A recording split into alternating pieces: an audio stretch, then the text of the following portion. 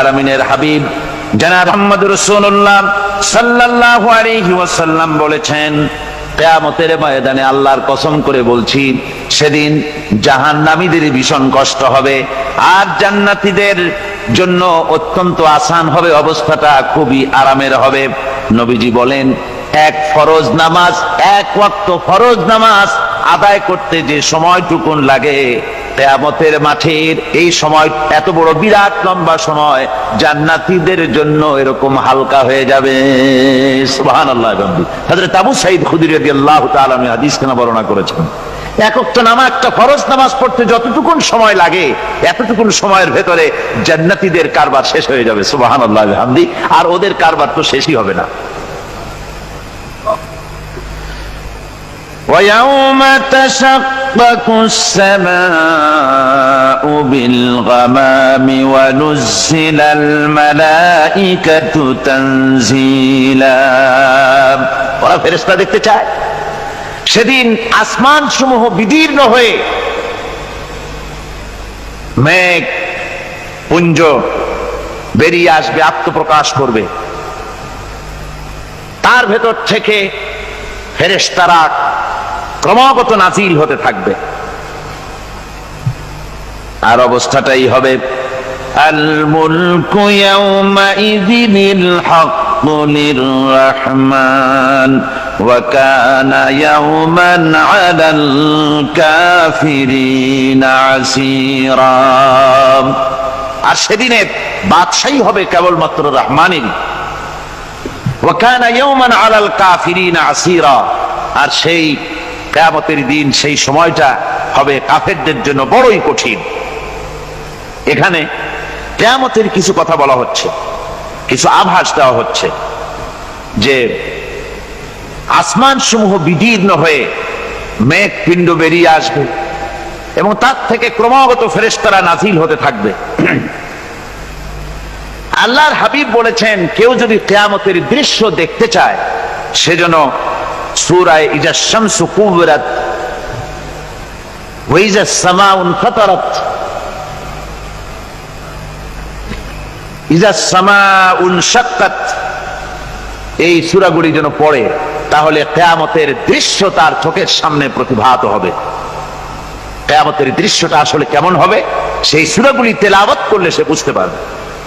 যেমন আল্লাহ পাক বলছেন, إذا السماء فطرت وإذا الكواكب انتثرت وإذا البحار فجرت وإذا القبور بعثرت।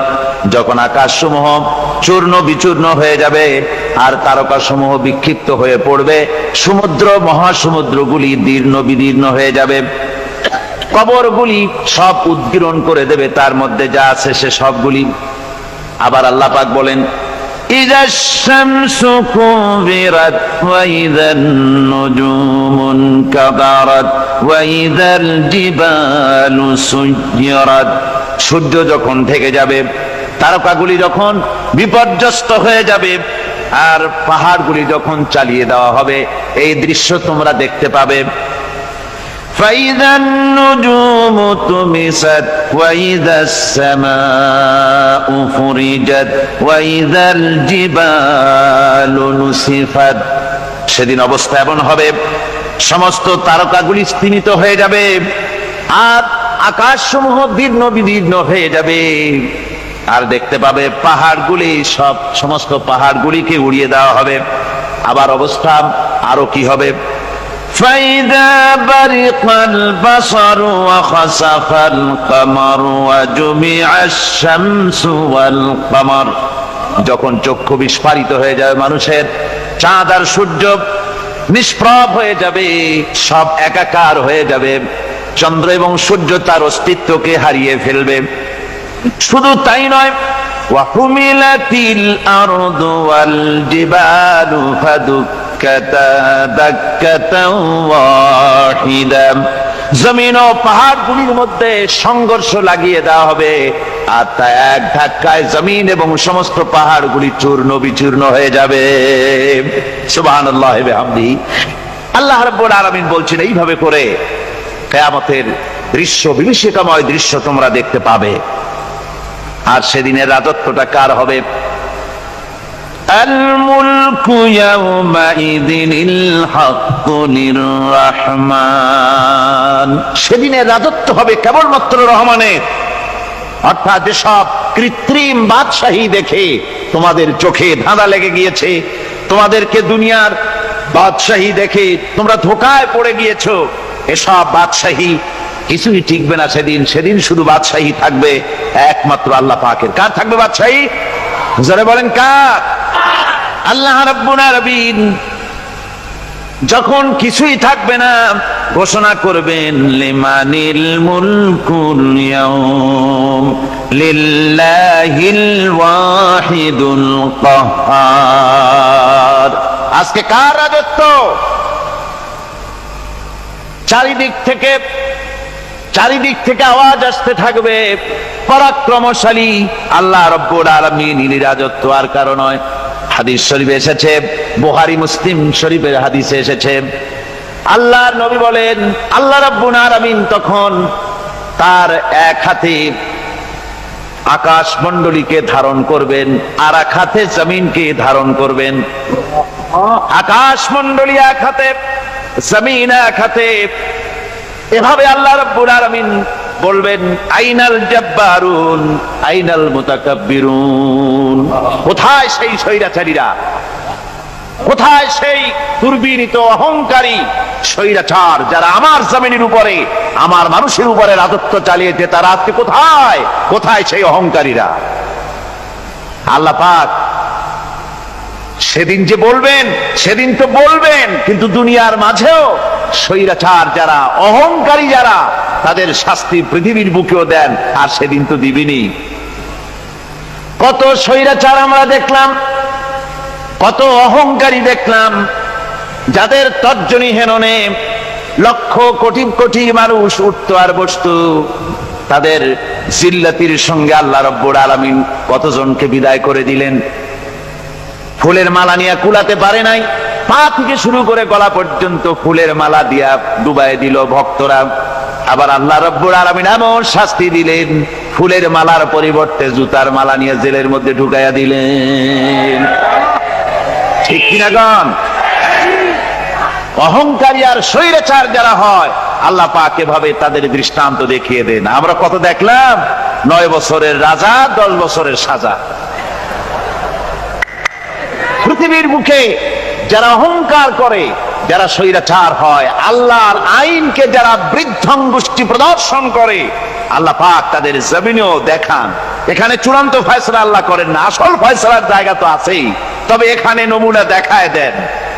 কিন্তু মুশকিল হচ্ছে, ইতিহাসের সবচাইতে বড় শিক্ষা হলো ইতিহাস থেকে মানুষেরা শিক্ষা গ্রহণ করে না। একজনে যে কাম করে বিপদে পড়ে, আর একজন এসে আবার সেই পথেই অগ্রসর হয়, নিশ্চিত মৃত্যুর পথে। আমার বন্ধুগণ, আল্লাহ পাক বলছেন সেই দিন আমার রাজত্ব হবে, আর কারো রাজত্ব হবে না। ওয়াকানা ইয়াওমান আলাল কাফিরিনা আসীরা। আর ওই দিনটা, ওই কিয়ামতের দিন হবে কাফেরদের জন্য সবচাইতে কঠিন। সবচাইতে কঠিন হবে কাদের জন্য? কাফেরদের জন্য। কাফের কারা? কাফের হচ্ছে তারা যারা নাকি আল্লাহর আইনকে অস্বীকার করেছে, আল্লাহকে অস্বীকার করেছে, আল্লাহর আইনকে অস্বীকার করেছে। ওরা কি? কাফের। কুফর শব্দের অর্থ হচ্ছে গোপন করা। এই জন্য অন্ধকার রাতকে আরবিতে কাফের বলা হয়েছে, অর্থাৎ যা সব জিনিসকে অন্ধকার দিয়ে ঢেকে দেয়।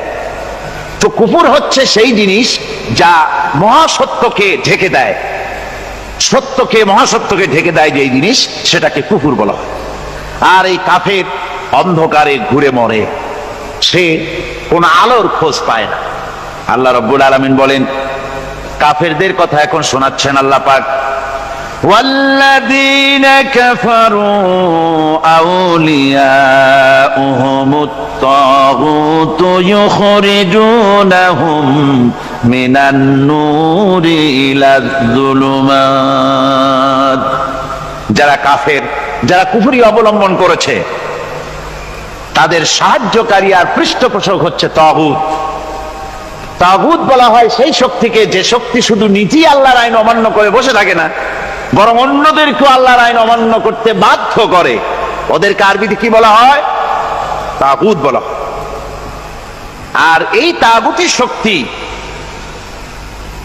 এই তাগুত হয় তার সাহায্যকারী, যা তাকে আলো থেকে টেনে অন্ধকারের ভেতরে নিয়ে যায়। আর কাফের হচ্ছে আল্লাহ পাকের ভাষায় অর্থাৎ কোরআনের ভাষায় কাফের হচ্ছে সবচাইতে নিকৃষ্ট প্রাণী, সবচাইতে নিকৃষ্ট জীব। মহাসত্যকে যারা অস্বীকার করেছে, যারা আল্লাহকে মানে না, যারা আল্লাহর কোরআনকে মানে না, যারা ইসলামকে স্বীকার করে না, তারা সবচাইতে নিকৃষ্ট প্রাণী। আল্লাহ রাব্বুল আলামিন বলেন, ইন্না শাররাদ দাওয়াবি ইনদাল্লাহিল্লাযীনা কাফারু ফাহুম লা ইউমিনুন। নিশ্চয়ই আল্লাহর জমিনে সব বিচরণশীল জীব যত আছে, আল্লাহ বলছেন আমার জমিনে বিচরণশীল জীব যত আছে তার মধ্যে সবচাইতে নিকৃষ্ট প্রাণী হলো যারা ঈমান আনে নাই, যারা বিশ্বাস করেন আমি আল্লাহকে, যারা পরকালকে বিশ্বাস করে নাই, যারা কোরআনকে বিশ্বাস করে নাই, যারা ইসলামকে বিশ্বাস করে নাই, পৃথিবীর মধ্যে তারা সবচাইতে নিকৃষ্টতম প্রাণী। আল্লাহ বলেন শুধু নিকৃষ্ট জনক নিকৃষ্ট প্রাণী বললেই সারে না, এরা হলো চতুষ্পদ জানোয়ারের মতো। কে বলতেছেন? আমি বলছি না, কিন্তু আল্লাহ পাক বলতেছেন চতুষ্পদ জানোয়ারের মতো কাফেরেরা। وَمَثَلُ الَّذِينَ كَفَرُوا كَمَثَلِ الَّذِي يَنْعِقُ بِمَا لَا يَسْمَعُ إِلَّا دُعَاءً وَنِدَاءً। এই কাফেরদের দৃষ্টান্ত হচ্ছে সেই রাখালের মতো, যে রাখাল তার পশুদেরকে ডাকে আর ওই পশুরা একটা ডাক শোনে মাত্র, কিন্তু কি যে বলে তা তো পশুতে বোঝেন। কথা বুঝতে পেরেছে? সুম্মুন বুকুমুন উমিয়ুন ফাহুম লা ইয়াকিলুন। এরা বোবা, এরা বধির, এরা অন্ধ, এ কারণেই কোনো কথা বোঝে না। এরা চতুষ্পদ জানোয়ারের চাইতেও নিকৃষ্ট। যাদেরকে আমি আল্লাহ বলেন, যাদেরকে আমি চোখ দিলাম, চোখ থাকতে হক দেখলো না, সব দেখলো। হক দেখে নাই চোখ দিয়া, এই চোখ দিয়া সব দেখলো। নারীর সৌন্দর্য উপভোগ করলো আর নারীর অঙ্গ প্রত্যঙ্গ নিয়ে নানা ধরনের গল্প লিখলো, কবিতা লিখলো, কিন্তু এই সৌন্দর্য যিনি দিলেন তারেও চিনল না। আছে না কত কবি আমাদের দেশে? আমার দেশের সেই কবি জাতীয় পুরস্কার পায় যে কবি নারীর বিশেষ বিশেষ অঙ্গ নিয়ে বেশি করে নির্লজ্জ কবিতা লিখতে পারে, ওই হলো সবচেয়ে বড় কবি। আমার বন্ধুগণ, একজন বুজুর্গ ব্যক্তি তিনি পথ দিয়ে যাচ্ছিলেন, তো সে পথে এক সুন্দরী যুবতী মেয়েকে দেখে সেই যুবতী মেয়ের দিকে এই বুজুর্গ ব্যক্তি এক নজরে তাকায় আছে। তখন এই ঘটনাটাকে কবি এভাবে লিখতেছেন সাজায়, একদা সুখদায়ক প্রমোদা বদন দর্শন করিবম ঝরিল নয়ন, হেসে কহে সে রূপসী সবিস্ময় মন, কহ দেখি মহাশয় কহ কি কারণ, বিষয় বিরাগী তুমি ভুবনে প্রচার, কি হেতু জন্মিল তব মানস বিকার, সামান্য ললনা রূপ করি দর্শন, উচিত না হয় তব অশ্রু বরিশন। বুজুর্গ ব্যক্তি ওই মহিলার দিকে তাকিয়ে তাকিয়ে কাঁদতেছেন। সুন্দরী মহিলা বলেন, আল্লাহর বুজুর্গ বান্দা, আপনি এলাকার ভিতরে বুজুর্গ এবং পীর হিসাবে, বুজুর্গ ব্যক্তি হিসাবে আপনি বিখ্যাত। আজকে আমাকে এখানে দেখে আপনি আমার দিকে তাকায় আমার রূপ উপভোগ করতেছেন আর কাঁদতেছেন। আপনার মতো সংসার বিরাগী মানুষ আমার মতো একটা সুন্দরী মেয়েকে দেখে ভাবে কাঁদা ঠিক না। বুজুর্গ ব্যক্তি বলছেন, হেসে কহিলাম বালে করহ শ্রবণ, নেত্র ঝরে তবু হেতু ভেব না এমন, যে শিল্পী রচিল ওই সুধাংশু বদন, তাহার তরে ঝরে নেত্র নয়নে জীবন। আল্লাহর বান্দি, আমি তোমাকে দেখি কান্দি না, আমার চোখে পানি বেরিয়ে গেছে। তোমারে দেখে আমি মনে মনে ভাবলাম, এত সুন্দর করে যিনি মানুষ বানিয়েছেন, না জানি ওই আল্লাহ রব্বুল আলামিন কত বড় সুন্দর। আমার ভাইরা, সুতরাং চোখ থাকতে ওরা আল্লাহ রাব্বুল আলামিনের কুদরত ওরা দেখে নাই, কান থাকতে কোরআনের আওয়াজ ওদের কানের মধ্যে ঢোকে নাই, বিবেক থাকতে আল্লাহর দ্বীনকে বুঝতে পারে নাই, চিন্তা করতে পারে নাই। আল্লাহ রাব্বুল আলামিন বলেন, উলাইকা কাল্লানাম, এরা হলো চতুষ্পদ জানোয়ার, বালহুম আদাল, শুধু জানোয়ার না, জানোয়ারের চাইতেও নিকৃষ্ট। এমনই জানোয়ার, আল্লাহ বলেন শুধু জানোয়ার না, জানোয়ারের মতো শুধু খায় জনমের মতো। والذين كفروا يتمتعون ويأكلون كما تأكل الأنعام। এই কাফেরগুলির কাম শুধু ফুর্তি করা, গান বাজনা, নাটক, গল্প, এই সব কাজ তাদের। নামাজ নাই, রোজা নাই, আল্লাহর চিন্তা নাই, তাহাজ্জুদ নাই, পরহেজগারি নাই, শুধু গান আর নাচ। দেখেন না ফুর্তি। এই যে 1 জানুয়ারি রাত 12টার সময় আমার ঘুম ভেঙে গেল, এই যেখানে আমি ছিলাম, বিকট আওয়াজ। আমি মনে করলাম পাশের বাড়ি বুঝি ডাকাত পড়ছে। পরে বাড়িওয়ালা আমাকে বললেন যে ডাকাত না, বোধহয় এই নিউ ইয়ার সেলিব্রেট হচ্ছে, নতুন বৎসর উদযাপন হচ্ছে, বোমা দিয়ে শহরবাসীর আরামের ঘুম হারাম করে এগুলি করা হচ্ছে। এ তো গেল 1 জানুয়ারি। আর যখন আমাদের নিজেরটা যখন আসে, অর্থাৎ 1 বৈশাখ, তখন দেখছেন অবস্থা 1 বৈশাখে। এবছর আমাদের দেশে 1 বৈশাখে ঢাকায় যে দৃশ্য আমি টিভির মধ্যে দেখলাম, তাতে আমার মনে হয়নি যে 12 কোটি মুসলমানের দেশে রাজধানীতে এই দৃশ্য হচ্ছে। আমার মনে হচ্ছিল এটা বুঝি কলকাতা অথবা অন্য কোনো শহর হবে। আমি দেখলাম সমস্ত যুবক যুবতী, নারী পুরুষ, বিভিন্ন বয়সের লোক সব একসঙ্গে রাস্তায় নেমেছে, নাচতেছে। তার মধ্যে বুদ্ধিজীবী আছে, শিক্ষিত লোক আছে, সমানে নাচতেছে। আর তাদের মুখোশ পরা, বানরের মুখোশ, কুকুরের মুখোশ, শূকরের মুখোশ, ঘোড়ার মুখোশ, পাতি শিয়ালের মুখোশ, এই মুখোশ পরে এভাবে নাচতেছে। আমি চিন্তা করলাম, নববর্ষের সাথে কুত্তার মুখোশের সম্পর্ক কি? নববর্ষের সাথে পাতি শ্রীগালের মুখোশের সম্পর্ক কি? তাহলে ওরা কি বলতে চায় যে আগামী বছরটা আমরা কুত্তার ভূমিকায় অ্যাক্টিং করব, অথবা শ্রীগালের মতো ধূর্তামি করব জাতির সাথে? তারপরে কি করলো? সকাল বেলায় যুবক যুবতী 1 বৈশাখ সূর্য উদয়ের আগে রমনা লেকের পাড়ি গিয়ে সব দাঁড়িয়েছে বাসন্তী রঙের শাড়ি পরে। তারপরে সেখানে দাঁড়িয়ে সূর্য উদয়ের পানে তাকিয়ে সকাল বেলায় ভাবে করজোর করে বলছে, এসো হে নববৈশাখ স্বাগতম হে। নববৈশাখ অলক্ষে বোধহয় এটা শুনে বলতেছে, বাবাজিরা আমারে ডাকতেছো, অপেক্ষা করো, আমি আসতেছি। আমারে ডাকতেছো, আমি আসতেছি, কোমরে গামছা বেঁধে আসতেছি, 225 মাইল স্পিডে আসতেছি, 30 ফুট উঁচু জলোচ্ছ্বাস নিয়ে আসতেছি, নববৈশাখের মজা সাত চাকায়। আমার ভাইরা, মুসলমান নববর্ষ উদযাপনের সাথে মুসলমানের কিসের সম্পর্ক? মুসলমান যদি এই দিন উদযাপনই করে, তাহলে তাকে করতে হবে ফজরের নামাজ পড়বে।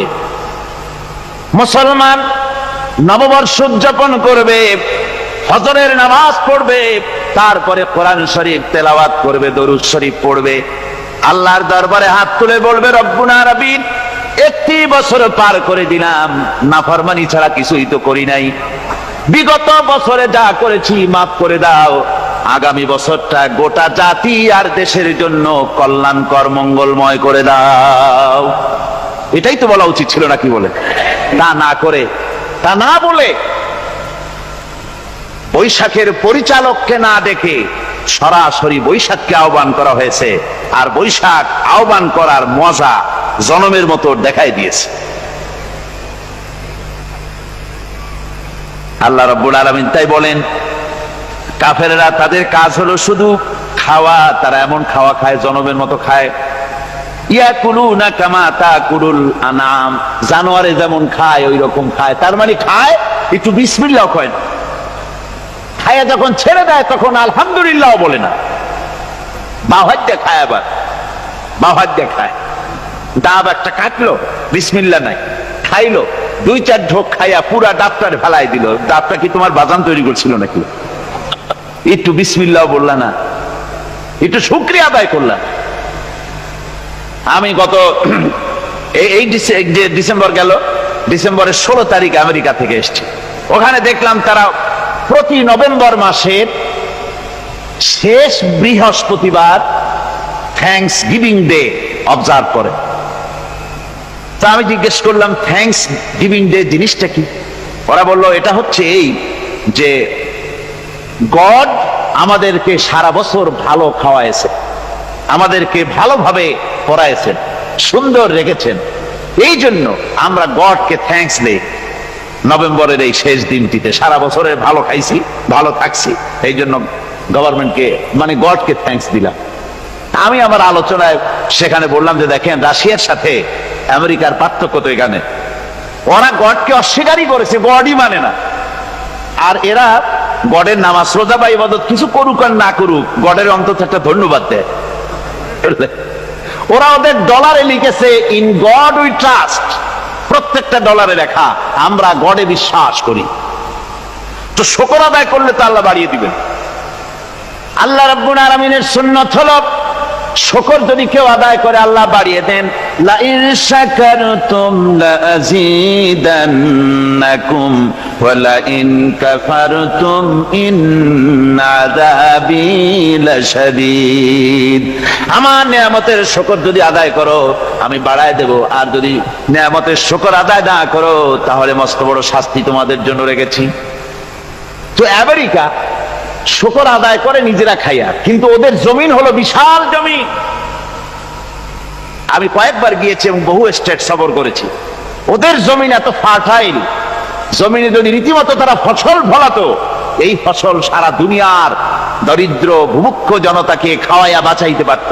কিন্তু ওরা তা করে না। ওরা করে কি?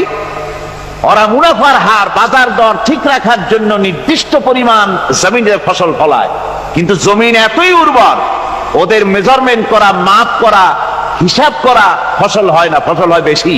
তখন বাড়তি ফসলকে তারা প্রতি বছর লক্ষ লক্ষ টন আলু আর গমকে তারা সমুদ্রে নিক্ষেপ করে। তাদের আলু এবং গম সেই সময় তারা নিক্ষেপ করে সমুদ্রে যখন ইথিওপিয়া, সুদানে মানুষ না খেয়ে মরছে। পৃথিবীর বিভিন্ন দেশে মানুষ ক্ষুধার যন্ত্রণায় যখন চিৎকার করছে, আর তাদের এই চিৎকারে আকাশ বাতাস ভারী হয়ে যাচ্ছে, তখন ওরা এই কামটি করছে। তাই আমি ওই প্রথম দিন বলেছিলাম যে রাশিয়া যেমন খান খান হয়েছে, অস্তিত্ব বিলুপ্ত হয়েছে আল্লাহর সাথে নাফরমানি করার কারণে। আপনারা বলতে পারেন কমিউনিজম কি একটা সহজ ব্যাপার? একটা বিরাট শক্তি পৃথিবীর বুকে, কত দেশ তারা ডমিনেট করতেছিল, কোন যুদ্ধ নাই, কোন রক্তপাত নাই, বিনা ধাক্কায়, বিনা বাতাসে, বিনা ঝড়ে বিশাল মহিরুহু চিৎপটাং। এটা হলো কেন?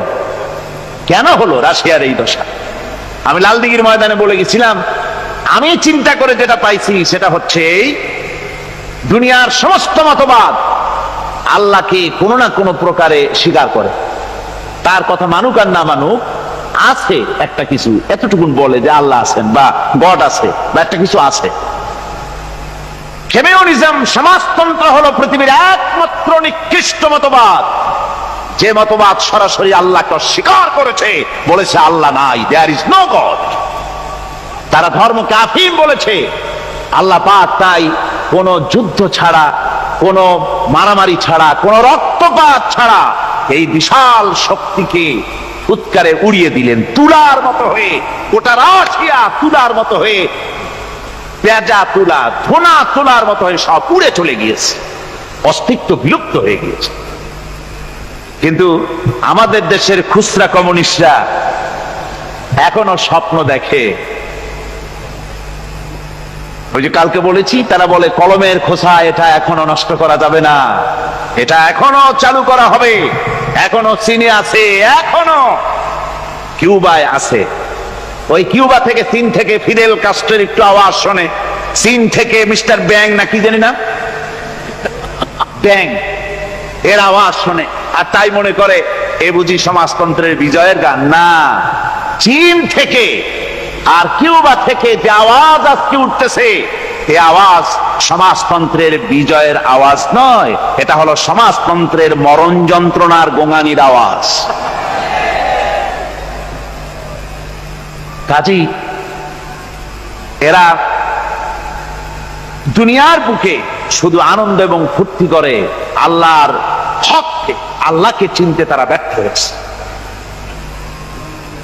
আল্লাহ রাব্বুল আলামিন বলেন, অবিশ্বাসীদের কৃতকর্ম, তাদের কাজগুলি, তাদের কর্মফল সব নিষ্ফল হয়ে যাবে। ওয়াল্লাযীনা কাফারু আ'মালুহুম কাসারাবিন বিকিআতিন ইয়াহসাবুহুল যামআনু মা। আল্লাহ পাক বলেন, কাফের যারা, অবিশ্বাসী যারা, যারা আমাকে অস্বীকার করেছে, অবিশ্বাস করেছে, তাদের আমলগুলি হলো মরুভূমির মধ্যে মরীচিকার মতো।